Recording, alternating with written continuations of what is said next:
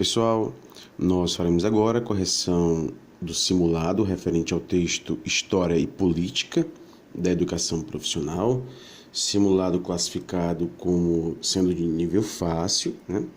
É importante destacar que este texto é um texto bastante longo, né? Nós temos aqui uma referência a várias passagens históricas do país, né?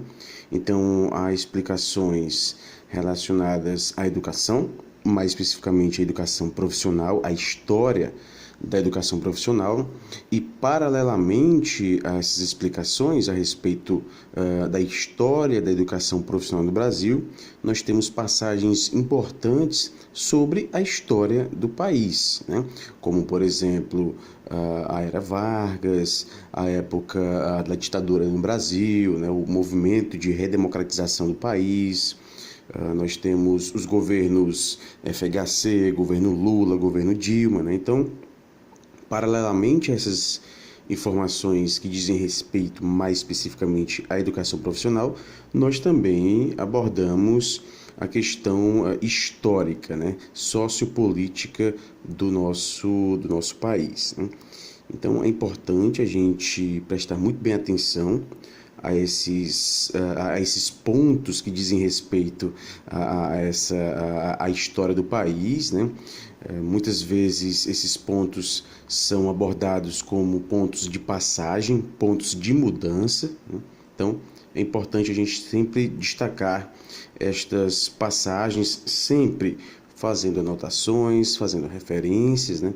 E isso obviamente facilitará a nossa compreensão, né, dessas datas, das características de cada época, tá ok? Até porque mais importante do que memorizar datas, memorizar características é compreender, né? Então, uma vez a gente compreendendo as características, isso facilitará no momento da prova. Por quê? Porque, naturalmente, as questões que virão na prova, né, são questões que podem trazer palavras diferentes, podem fazer referências a outros pesquisadores, né, sendo que o núcleo é retirado dos artigos da bibliografia, mas são comuns referências a outros textos, a outros pesquisadores, né?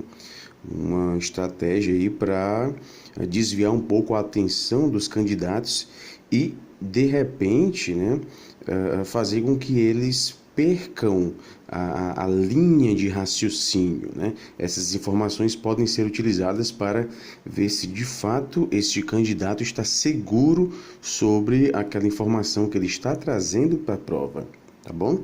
Então vamos lá para a correção das questões. Primeira questão. A busca da modernização econômica envolve a determinação da sociedade brasileira de perseguir objetivos como reestruturação da competitividade interna e internacional das empresas, associada à elevação da capacidade de produção e da produtividade, no sentido de baratear custos e preços via desenvolvimento tecnológico. Nesse sentido, a modernização do Brasil, tomando por base as pesquisas de Florestan Fernandes, foi de origem estrangeira, caracterizada como uma modernização do arcaico, marcada inicialmente pelo embate entre um projeto de desenvolvimento autônomo e outro associado e subordinado ao grande capital. No que diz respeito a esta disputa entre dois projetos citados, é correto afirmar. Assim, pessoal, nós poderíamos fazer perfeitamente uma relação deste enunciado com o que nos traz a Álvaro Vieira Pinto em sua obra O Conceito de Tecnologia. Esse desenvolvimento tecnológico do país, né, na verdade, estaria mascarando um desenvolvimento que não é próprio do país. Seria o reflexo da compra de uma maquinaria já ultrapassada, né? Uma maquinaria já arcaica de países desenvolvidos. Então, toda essa maquinaria que diz respeito, obviamente, à tecnologia desses países, né? Uma vez sendo considerada como obsoleta por esses países, essa maquinaria é vendida aos países em desenvolvimento, né? Então, na verdade, esta modernização do Brasil, ela estaria escondendo um movimento, né, de desenvolvimento a partir do arcaico. Então, é como se o Brasil se modernizasse já atrasado em relação aos demais países, né? Então, o que nós teríamos, segundo Florestan Fernandes, um grande sociólogo e político brasileiro, né?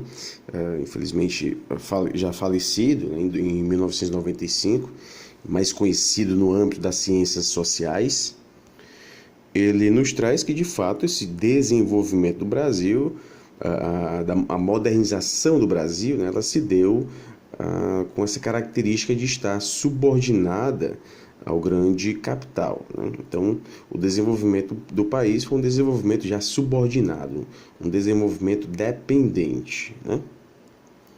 E como nós podemos ver no enunciado, temos aqui dois projetos, né? Um projeto de desenvolvimento autônomo e outro projeto associado e subordinado ao grande capital, né? Então, houve momentos no país em que há essa busca por um desenvolvimento autônomo, daí os movimentos nacionalistas, né? A gente pode destacar aqui, por exemplo, a Era Vargas, né? Isso se refletindo até mesmo no âmbito educacional, com algumas proibições bastante interessantes, né? Para não dizer o contrário, como, por exemplo, de não ser permitida a utilização de idiomas estrangeiros na educação, né? Então, a gente vê aqui um viés muito nacionalista, né?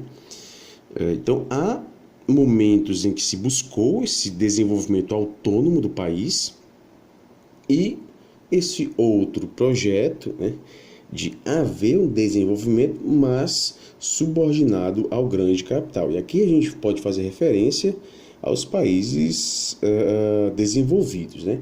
E, obviamente, não é do interesse dos países desenvolvidos que surjam, né, concorrências para eles, né? Por isso que Álvaro Vieira Pinto nos traz muito bem isso em sua obra, né?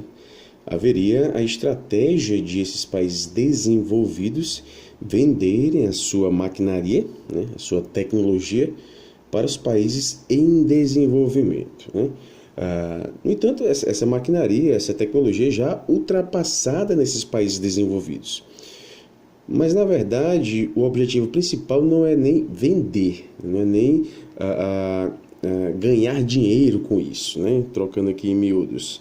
Mas, na verdade, isso Álvaro Vieira Pinto nos traz, né?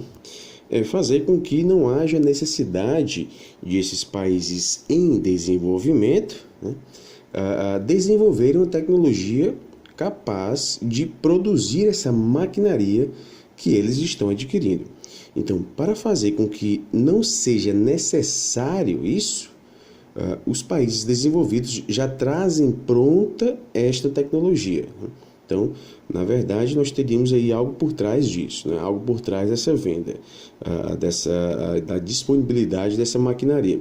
Fazer com que os países em desenvolvimento não sintam essa necessidade de produzir a sua própria tecnologia, né? A sua própria modernização, né? Em outras palavras, se tornarem independentes, ok?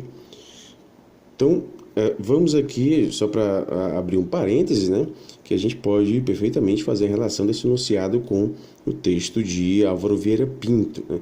E pode ser que isso aconteça em um mesmo enunciado haver referência aqui a textos diferentes da bibliografia. Opção A. O projeto de modernização do país, de forma autônoma, prevaleceu, havendo a estatização de empresas estrangeiras e investimentos no setor industrial. Na verdade, o que vai prevalecer não é o projeto de modernização de forma autônoma, mas sim de forma dependente e associado ao capital estrangeiro, ok? Vale destacar, houve Isso é muito importante. Houve momentos em que a gente encontrou de fato, né, a busca dessa autonomia, dessa modernização com foco nessa autonomia. Houve no Brasil, mas o que vai prevalecer é esse desenvolvimento dependente e associado ao capital estrangeiro. Isso de fato vai ganhar importância no governo de Juscelino Kubitschek, né? A gente tem aí a construção de Brasília, né? E para que isso fosse possível, houve de fato muitos empréstimos, né, de bancos estrangeiros para a construção de Brasília. Esse desenvolvimento dependente vai se acentuar na ditadura, né, de 64 a 85. Então a gente pode dizer que o endividamento ele se acentuou bastante nesses quase 20 anos de regime militar. Daí a gente tira o fato, né, de os Estados Unidos apoiarem o regime militar no Brasil, até porque foi um regime que se utilizou bastante de empréstimos estrangeiros, ok? Então essa opção A está falsa. Opção B, o desenvolvimento dependente associado ao capital estrangeiro ganhou espaço acentuado, sobretudo durante o governo de Juscelino Kubitschek. Essa opção está verdadeira. O governo de Juscelino, 56 a 61, ficou marcado, né, na República Brasileira como a época do desenvolvimento. Isso vai ser bastante acentuado pelo próprio Álvaro Vieira Pinto, né? E nesse período de Juscelino, a gente vai ter, de fato, grandes investimentos em transporte, em produção de energia, indústrias de base, né? Tudo isso com o objetivo de proporcionar esse crescimento econômico capitalista no Brasil. Mas para isso, né, foi utilizado de uma forma bastante acentuada, né, o empréstimo estrangeiro, ok? Então, justamente pelo fato de utilizar esses empréstimos estrangeiros, né, que vai haver essa modernização dependente, né, dependente também do capital estrangeiro.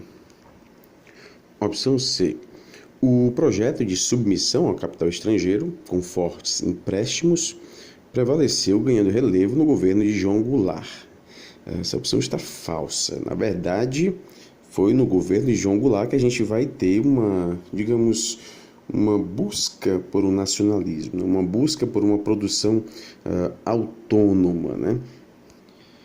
Ele não governou muito tempo, governou de setembro de 1961 até março de 1964. A gente tem um período com grandes tensões sociais, tanto no âmbito civil quanto no âmbito militar. A gente tem um período com inflação bastante alta, né? Há aqui uma aproximação de João Goulart com movimentos de esquerda. Tanto é que quando Jânio Quadros renuncia, em 1961, Goulart estava na República Popular da China, que até então, né, era uma ditadura de viés comunista. Dessa forma, acreditou-se que com a vinda de João Goulart, né, para assumir, a gente teria aqui uma espécie de revolução comunista no Brasil.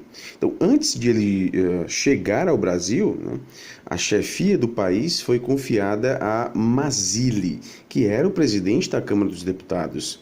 É que a gente acaba tendo a famosa chamada, né, de batalha da legalidade.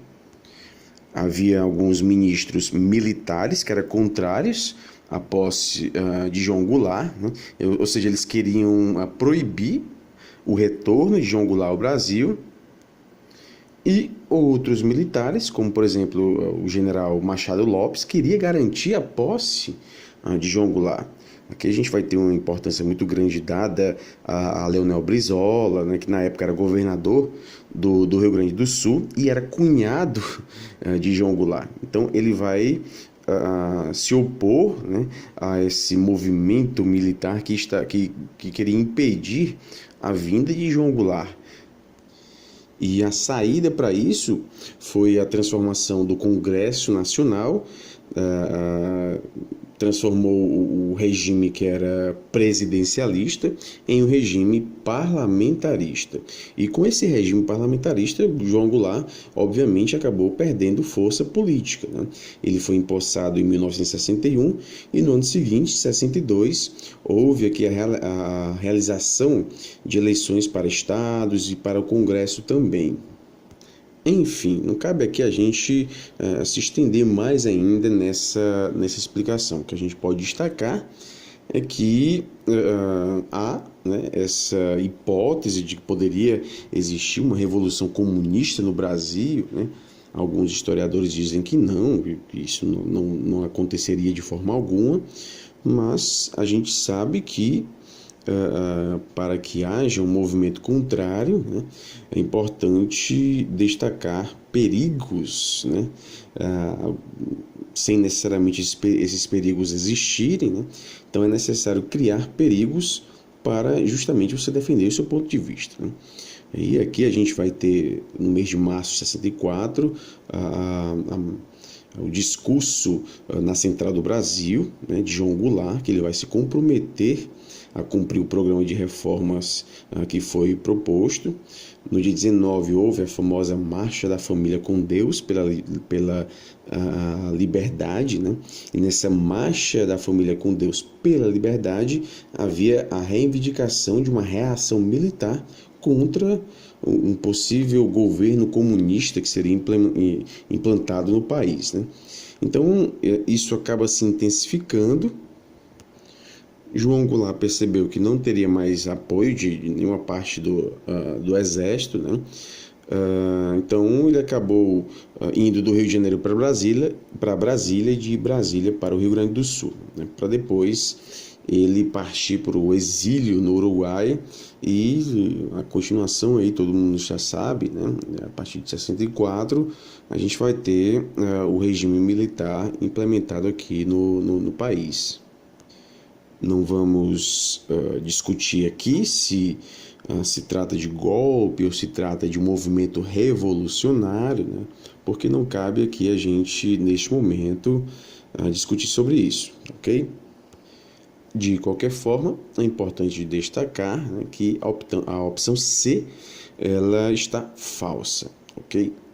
Com João Goulart, a gente não vai ter a busca por essa submissão ao capital estrangeiro. A gente vai ter um momento em que se buscou justamente esta nacionalização. Opção D, a modernização do país gerou um ambiente de prosperidade nas décadas de 60 e 70, tendo o ponto máximo de investimentos no fim da década de 80, época marcada pelo otimismo da economia. Na verdade, na década de 80 a gente vai ter o pessimismo da economia, não o otimismo na economia.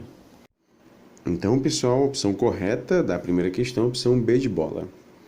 Segunda questão. É denominada crise da dívida no Brasil o episódio econômico experimentado pelo país durante as décadas de 70 e 80 do século XX de má gestão de dinheiro captado no exterior e que, por isso mesmo, fomentou a paralisação do crescimento econômico brasileiro por uma década inteira, a década de 80, conhecida como década perdida. O episódio da crise da dívida brasileira tem início em outra crise, a do petróleo, de 1973. Repentinamente, os preços do produto dispararam e os que mais lucraram com isso foram os produtores de petróleo, em sua maioria países árabes.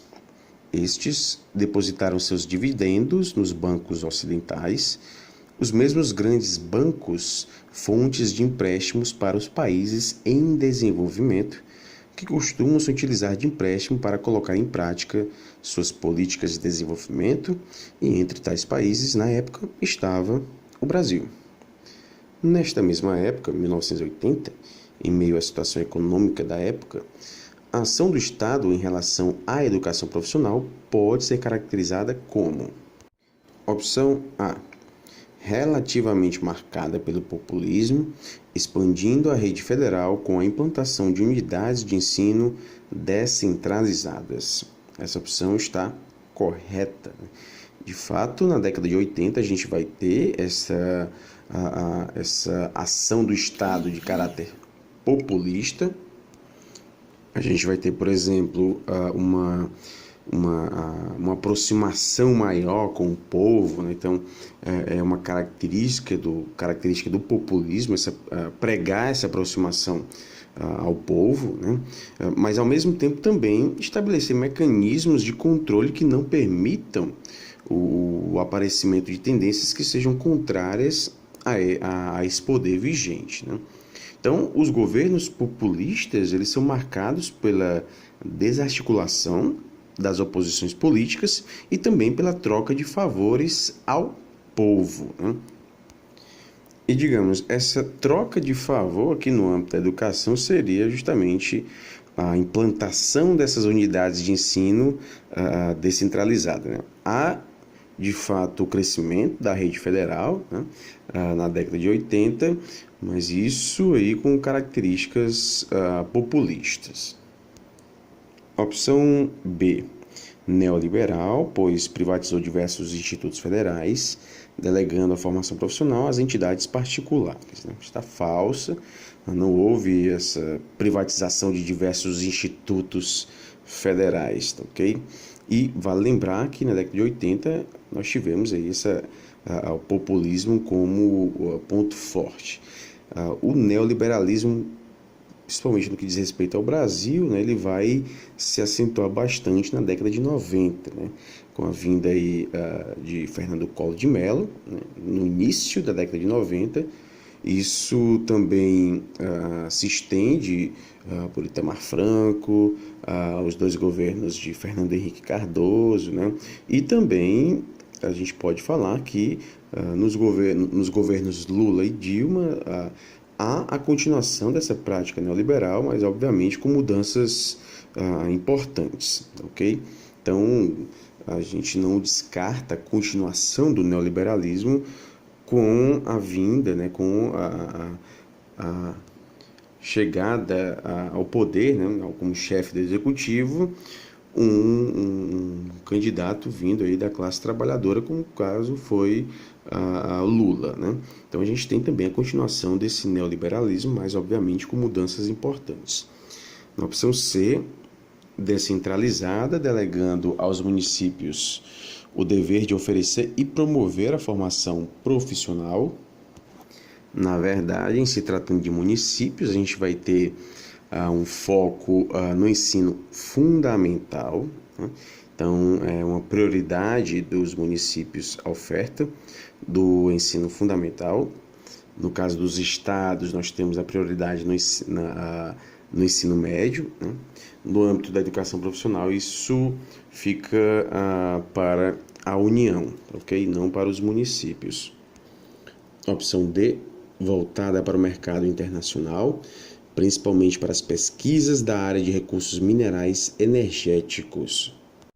Na verdade, essa foi uma característica da década de 70, né? Onde houve, de fato, essa crise de energia devido à elevação do preço do petróleo, né? Então, com isso, haverá uma tentativa de reduzir a dependência do país em relação a fontes externas de energia, né? Então, é daí que a gente vai ter a execução de programas de pesquisa relacionadas a essa busca por fontes alternativas, né? Mas isso vai se dar, sobretudo, na década de 70, ok? E não na década de 80. Terceira questão. Frigoto e Ciavata descrevem as transformações ocorridas no Brasil nos anos 1990 como um processo histórico comandado por uma revolução passiva, transformismo ou modernização conservadora.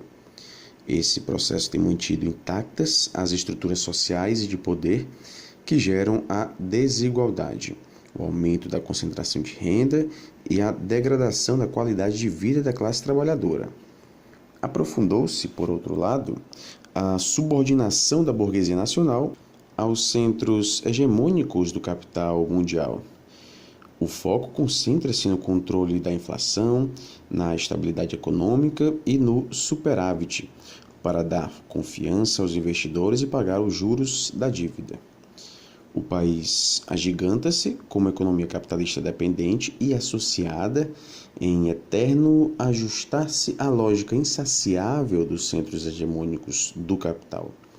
A consequência configura-se no aumento de desemprego e subemprego, violência, pobreza e desigualdade. Em outras palavras, né, pessoal, essa dependência ao capital estrangeiro gera justamente isso, né, desemprego, subemprego, né, ou seja, os empregos precários, né, bastante instáveis, não há segurança alguma, né, nesses empregos, né. O governo Lula se iniciou em 2003, defrontando-se com essa situação em janeiro de 2003. Teve uma marca relativamente populista quando instaurou a expansão da rede federal com a implantação das unidades de ensino descentralizadas, em um contexto em que não se tinham claras as perspectivas econômicas, sociais e políticas do país. A revogação do decreto número 2208/97, realizada em 23 de julho de 2004, pode ser considerada como um momento histórico no âmbito de uma política educacional. Sobre as mudanças geradas por esta revogação, é incorreto afirmar. Só relembrando, esse decreto impossibilitou a integração da modalidade profissionalizante com o ensino médio e, obviamente, acabou recebendo aqui várias críticas, né? Ele vai ser revogado em 2004, mas continua a haver, né, alguns dispositivos semelhantes aos que havia nesse decreto de 1997. Né? Então, apesar de haver esta revogação, né, há algumas críticas, né, ao que foi feito em 2004. Pois bem, então, em relação às mudanças que ocorreram com esta revogação, é incorreto afirmar. Opção A. Ampliou a dicotomia secular existente entre educação para o trabalho e educação propedêutica, fortalecendo as imposições do capital estrangeiro ao sistema educacional brasileiro. Essa opção está falsa. Na verdade, a revogação ela não ampliou, ela diminuiu essa dicotomia educação para o trabalho e educação propedêutica, né? Ela trouxe a possibilidade dessa integração, né? Que com o decreto de 97 isso não era possível, ok? Então essa opção está falsa, portanto deve ser marcada. Opção B, buscou restabelecer os princípios norteadores de uma política de educação profissional articulada com a educação básica. Está correta essa opção. Opção C. Apesar de visar a uma articulação da educação profissional com a educação básica, gerou algumas polêmicas sobre a forma de encaminhamento proposto para esse processo de transição entre desintegração e integração. Está correto, né? Então, de fato, houve a busca por essa articulação, né? Mas algumas polêmicas permaneceram. Opção D. O conteúdo do Decreto 5.154/2004 tem possibilitado debates importantes e perspectivas progressistas para a política de educação profissional, especialmente em relação à possibilidade de integração com o ensino médio. Está correto também, né? Justamente esse decreto que revogou o decreto de 97, ele trouxe essa possibilidade da integração. Quarta questão. A obra deixada por Florestan é ampla e variada, abrigando estudos sobre temas diversos. No entanto, seu constante esforço para entender a sociedade brasileira como um todo, sua formação marcada por conflitos, seu desenvolvimento único e suas perspectivas futuras, foi caracterizado por uma perspectiva única que questionava não só a forma de ser da realidade social, como o pensamento sociológico em si. É por esse motivo que Florestan é considerado o fundador da sociologia crítica brasileira. a universalização do trabalho assalariado e a expansão da ordem social competitiva no Brasil, segundo o Florestan, é o resultado de: opção A, uma revolução burguesa nos moldes clássicos, que conduziu o capitalismo brasileiro a uma independência em relação à economia exterior. Essa opção está falsa. Na verdade, o que Florestan nos traz é uma revolução burguesa não nos moldes clássicos, né? É uma revolução burguesa diferente. Se fosse nesse modelo clássico, aí sim poderia ter conduzido o país a essa independência, né? A essa independência capitalista. Mas como não foi uma revolução burguesa nos moldes clássicos, né? O que a gente vai ter é uma revolução burguesa periférica, né? Que Florestan Fernandes nos traz, caracterizada por esse capitalismo dependente, dominação externa e autocracia burguesa, que é justamente o que nós encontramos na opção C, uma revolução burguesa periférica que resultou no capitalismo dependente, na dominação externa e na autocracia burguesa. Essa universalização do trabalho assalariado não é o resultado de uma revolução proletária, como nós podemos ver na opção B, e também, similarmente, né, a uma revolução da classe trabalhadora no modelo clássico, que é o que nós encontramos na opção D. Então, portanto, a opção correta da quarta questão é a opção C de casa. Quinta questão. Para Gramsci, somente as ideologias orgânicas deviam ser consideradas, ou seja, só aquelas vinculadas a uma das classes fundamentais da sociedade, no caso do capitalismo, a burguesia e o proletariado. Ele estabelece níveis dentro desse todo, a que podemos chamar de ideologia dominante, ou seja, entre a concepção de mundo produzida pelos intelectuais orgânicos da classe dominante e as ideias, senso comum, das classes subalternas, informadas por aquela concepção de mundo. Relacionando os conceitos utilizados por Gramsci em suas análises sobre a ideologia com o contexto sócio-histórico do Estado brasileiro, pode-se afirmar que... Então, a gente pode dizer aqui que o conceito de ideologia é muito importante em Gramsci, né? Vale lembrar que Marx e Engels também abordaram esse conceito de ideologia no século XIX, em uma obra muito conhecida, a ideologia alemã, né? Mas é importante destacar que essa obra, a ideologia alemã, né, ela só vai ser publicada em 1932 na Rússia, né? Então, há aqui uma distância muito grande, né, do período em que foi escrita, e entre as décadas de 40 e 50 do século XIX, até 1932. Né? Nessa época, Gramsci já havia desenvolvido o seu conceito de ideologia, né? Então é importante a gente destacar que o que Gramsci entende por ideologia não faz referência necessariamente ao que Marx e Engels trazem sobre também esse conceito de ideologia, né? Na verdade, muitos marxistas do século XX, como Lenin, né, Gramsci, o próprio Lukács, né, muitos deles formularam seus conhecimentos marxistas, né, sem ter contato com obras importantes de Marx, né. Eu já falei isso em outras aulas, né. Um texto muito conhecido como A Ideologia Alemã, texto fundamental de importância para a compreensão do pensamento de Marx, né, principalmente do Marx jovem, né. O livro foi escrito com Engels, juntamente com Engels, né. Muitos desses marxistas do início do século XX interpretaram Marx sem ter conhecimento de muitos textos importantes de Marx, né. Consequentemente, há algumas interpretações diferentes, né, de um marxista para outro, né. E vale ressaltar que o próprio termo marxismo, ele acaba ganhando certa independência dos próprios originais de Marx, né?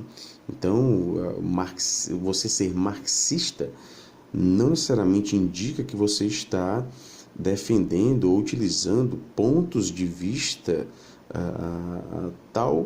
tais quais, né, eram defendidos pelo próprio Marx, ok?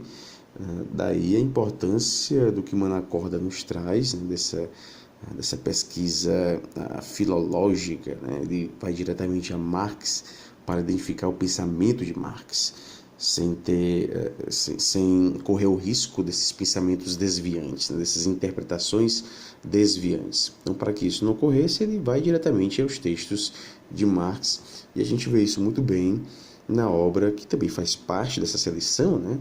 A Marx e a Pedagogia Moderna, né? Que ele vai diretamente nos textos, caracterizando aí essa perspectiva marxiana, né? Marxiana e não marxista, ok?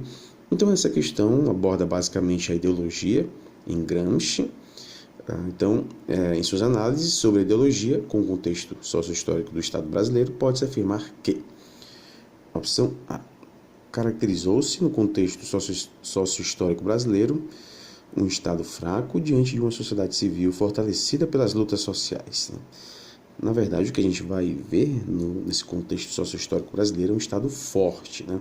É o Estado ditando aí o que deve ser feito, né? Tanto é que, em todo momento, a gente vai ter referências a uma burguesia que não se sente com uma classe dominante, né? Muitas vezes esse papel de dominante, né, de dominador, ele vai ser desempenhado pelo próprio Estado. Então, nesse contexto sócio-histórico brasileiro, o Estado ele se mostra forte, ok? Opção B, a classe dominante, uma vez juntando-se à classe operária, possibilitou a configuração de um Estado mínimo, característica do neoliberalismo. Isso está falsa, não houve essa junção com a classe operária, né? De fato, o neoliberalismo nos traz essa perspectiva de um Estado mínimo, né? Interferindo cada vez menos nos interesses, né? Em áreas importantes como a saúde, a educação, sobretudo a economia, né? Importante a gente destacar as relações trabalhistas também, o Estado cada vez menos interfere, e a gente pode citar como uma característica bastante recente, né, as mudanças na própria CLT, né, fazendo com que a relação empregador e empregado ela se sobreponha ao que consta em diversos itens da própria CLT, né? Então, a negociação dos dois ela passa a ter uma importância maior, né, que muitos pontos presentes na CLT. A gente sabe que em uma negociação do empregador e empregado, obviamente o ponto mais forte é o empregador, né? E também no neoliberalismo a gente vai ter um movimento aí de desvalorização dos sindicatos, né? Como a gente está vendo atualmente, né? Como a não obrigatoriedade da taxa sindical, né? O discurso frequente de desqualificar o papel dos sindicatos, no sentido de estarem apenas arrecadando dinheiro dos trabalhadores e não agindo como deveriam agir. Então, se isso está acontecendo, não seria necessário haver sindicato, né? Então, isso é um discurso, de fato, bastante veiculado pelo neoliberalismo. Opção C. A formação do Estado brasileiro se deu com a redução do Estado em suas responsabilidades sociais, proporcionando o surgimento de uma cultura de massas. Está falso também, né? O que a gente vai ter, de fato, é um fortalecimento do Estado, né? E não uma redução do papel do Estado. Não há aqui um Estado fraco, mas sim um Estado forte. Opção D. A classe dominante não se configurou como classe dirigente, destacando-se o papel do Estado em sua força e autoritarismo. Exatamente essa opção a ser marcada, né? A burguesia brasileira ela não se configurou como uma classe dirigente, né? É como se ela se visse, né, à parte, não se sentisse pertencente a esse país. É como se não existisse um sentimento de nacionalismo, digamos assim, né? Consequentemente, não haveria esse interesse em dirigir, né? Isso acaba sendo reservado ao próprio Estado. Sexta questão. Há pouco mais de 100 anos, o Brasil era um país predominantemente agrário. Ainda que as cidades existissem e que algumas fábricas pudessem ser encontradas em certas regiões do país, a paisagem rural foi largamente preponderante até 1870, pelo menos. A riqueza brasileira provinha, até então, principalmente da agricultura e da exportação de produtos agrícolas. Senhores de terra e escravos constituíam as camadas sociais mais importantes, embora um contingente de população livre se tornasse gradativamente expressiva a partir de 1850, quando o sistema de produção brasileiro, herdado do período colonial, entrou em colapso com a extinção do tráfico negreiro, entre outros fatores. No que diz respeito à modernização tecnológica no Brasil, é correto afirmar. Opção A. Foi o resultado de um processo de investimento em fábricas internas, notadamente a partir da vinda da família real ao país. Está falsa essa opção, não houve, não é a consequência desse investimento em fábricas internas.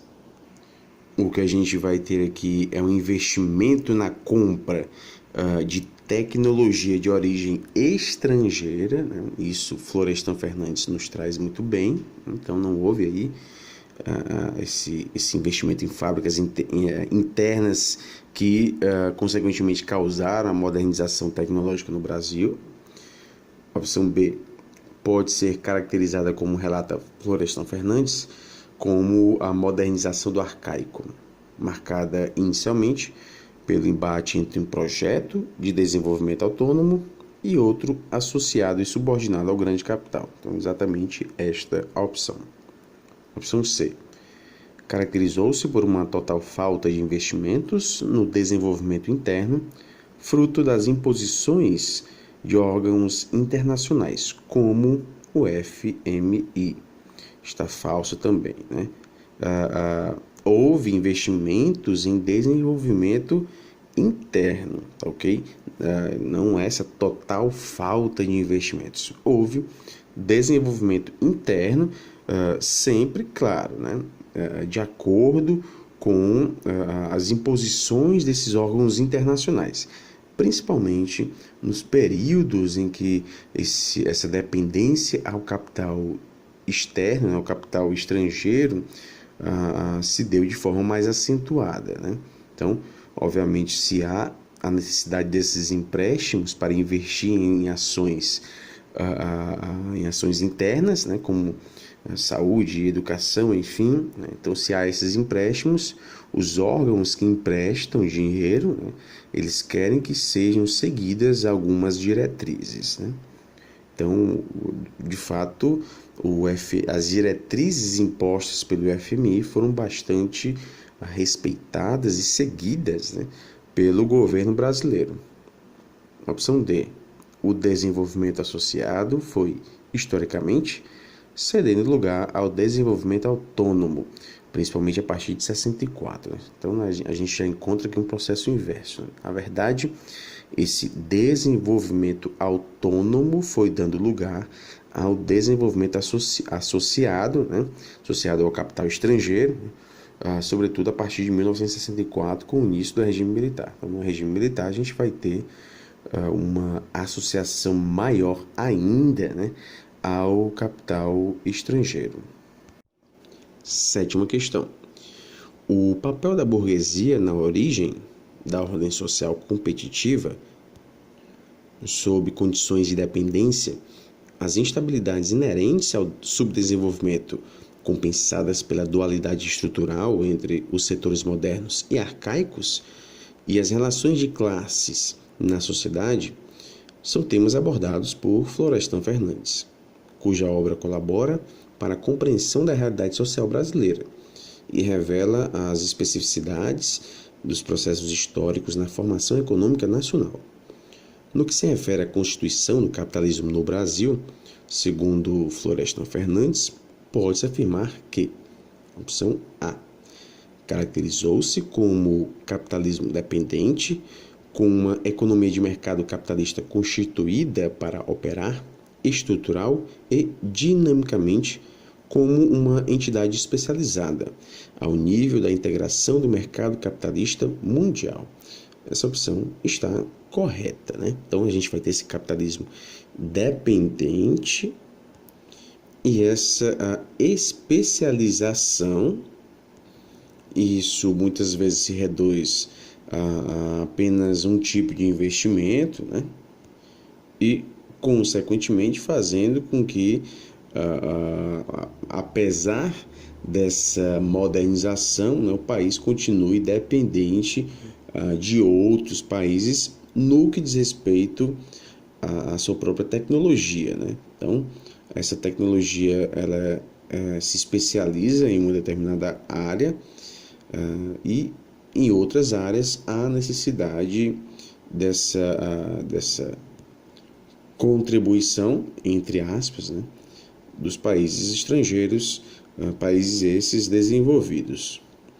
Opção B, caracterizou-se como uma entidade preponderante e independente dos países desenvolvidos.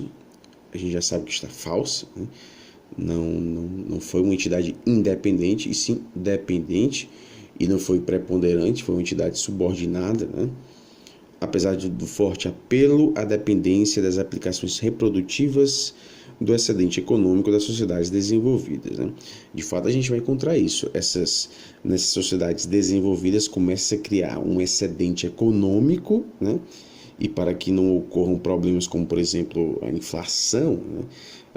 Nesses países desenvolvidos, esse excedente econômico acaba sendo investido em países subdesenvolvidos ou países em desenvolvimento, né? Agora, é claro, o objetivo desse investimento não é proporcionar melhoria, né, da qualidade de vida das pessoas desses países, né? Mas sim fazer com que haja mais lucro, né? Haja mais produção de capital, né? A gente não deve ver como bonzinhos, né, essas multinacionais que chegam aqui, sempre com o discurso de estarem modificando a economia do país, trazendo investimentos, trazendo tecnologia, a questão do emprego, né? Então, geralmente, a vinda dessas multinacionais, ela ocorre juntamente com um discurso positivo, né? Um discurso onde a gente só vê coisas boas, né, com a vinda dessa tecnologia estrangeira. Opção C foi o resultado da necessidade do encolhimento do capital com as sociedades desenvolvidas, produzindo cada vez menos, impulsionando assim os países subdesenvolvidos, como o Brasil, a investirem no setor industrial, né? Na verdade, não foi o resultado desse encolhimento, né? O que a gente vai ter é um aumento desse capital. Essas sociedades desenvolvidas produzindo cada vez mais, e esse excedente, né, acaba sendo aplicado nos países subdesenvolvidos.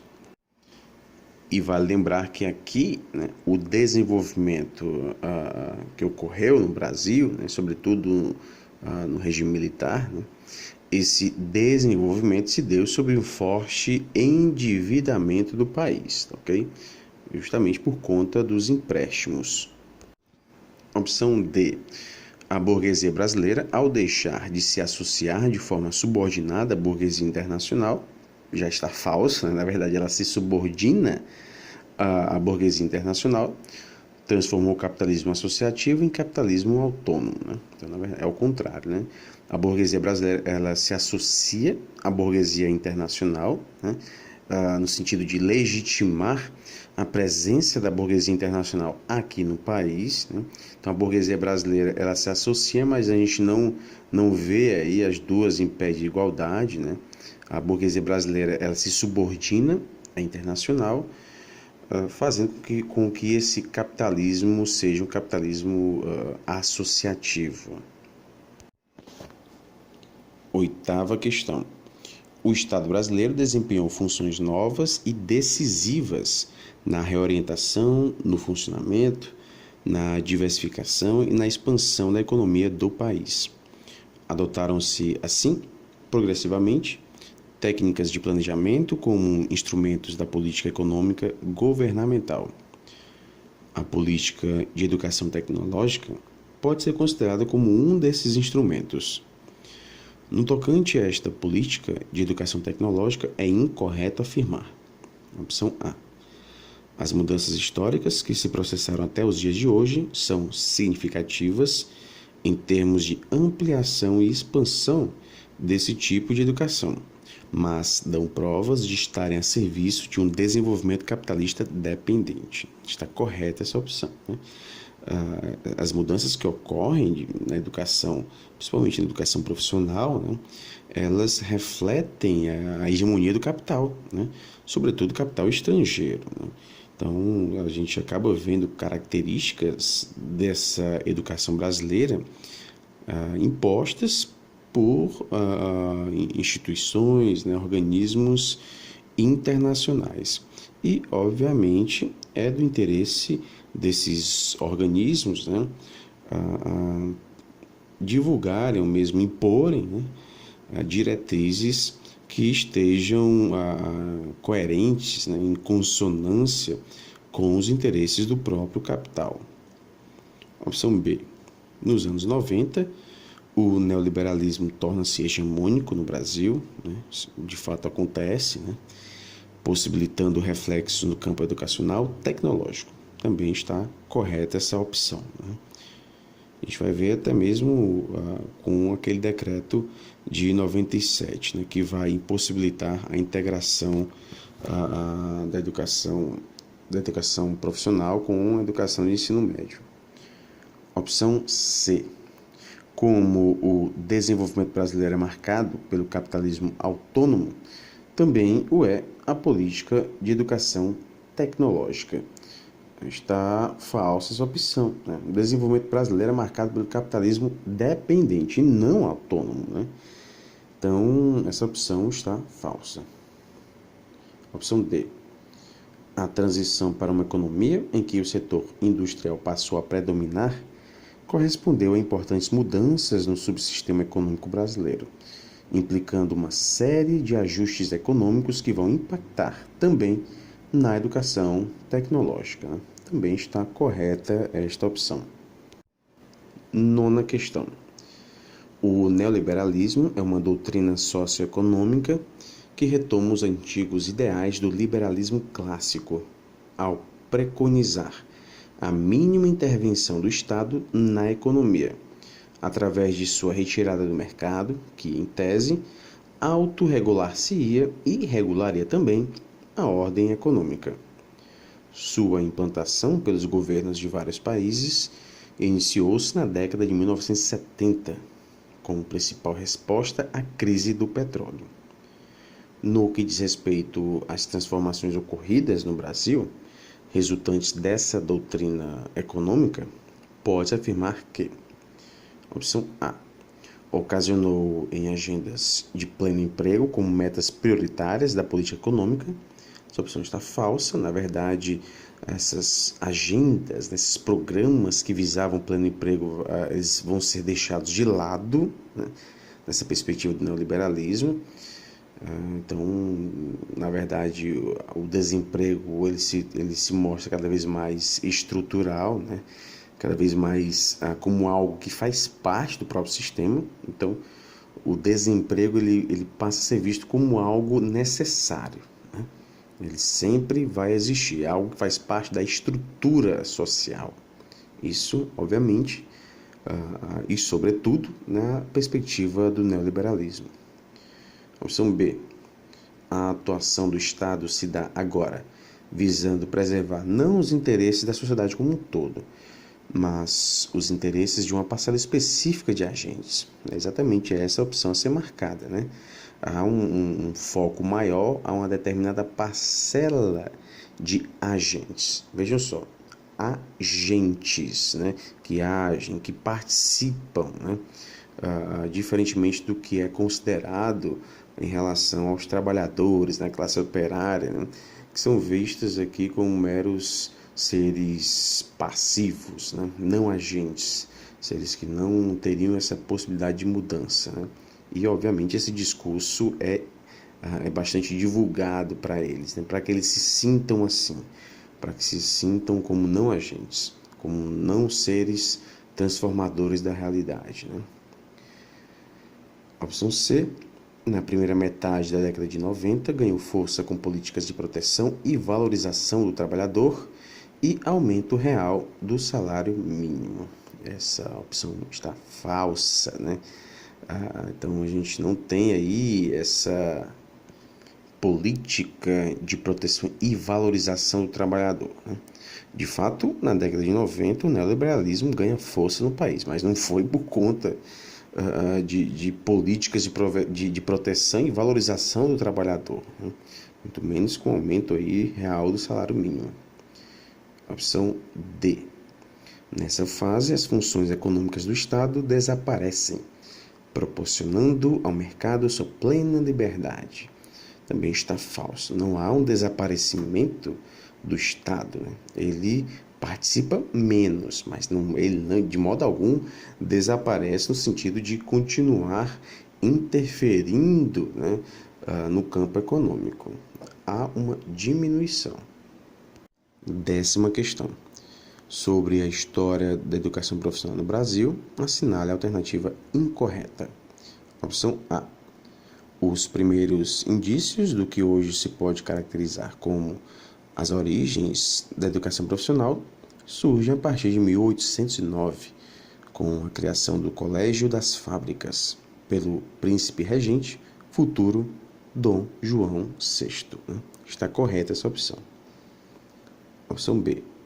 Ao longo do século XIX, foram criadas várias instituições, predominantemente no âmbito da sociedade civil, voltadas para o ensino das primeiras letras e a iniciação em ofícios, cujos destinatários eram as crianças pobres, os órfãos e os abandonados. Dentre essas, os asilos da infância dos meninos desvalidos. Também está correta. Opção C. A educação profissional no Brasil tem a sua origem dentro de uma perspectiva assistencialista. Faz referência ao item anterior, né? De fato, tem essa perspectiva assistencialista com o objetivo de atender aqueles que não tinham condições sociais satisfatórias, né? Daí a gente tem os asilos da infância dos meninos desvalidos, como um exemplo. E opção D, no governo de Juscelino Kubitschek, a formação dos trabalhadores foi tratada como uma necessidade da expansão industrial, sendo integrada à política educacional nacional. Bem, há uma parte aí que está correta, né? Nesse período a gente tem a formação dos trabalhadores voltada como uma necessidade da expansão industrial, mas isso se dá de uma forma desarticulada, ou seja, algo à parte em relação à política educacional, né? É como se isso não fizesse parte da política educacional.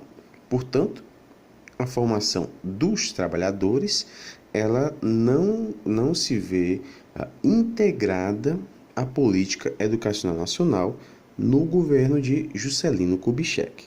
Okay? É algo fora, né? Algo que não se integra.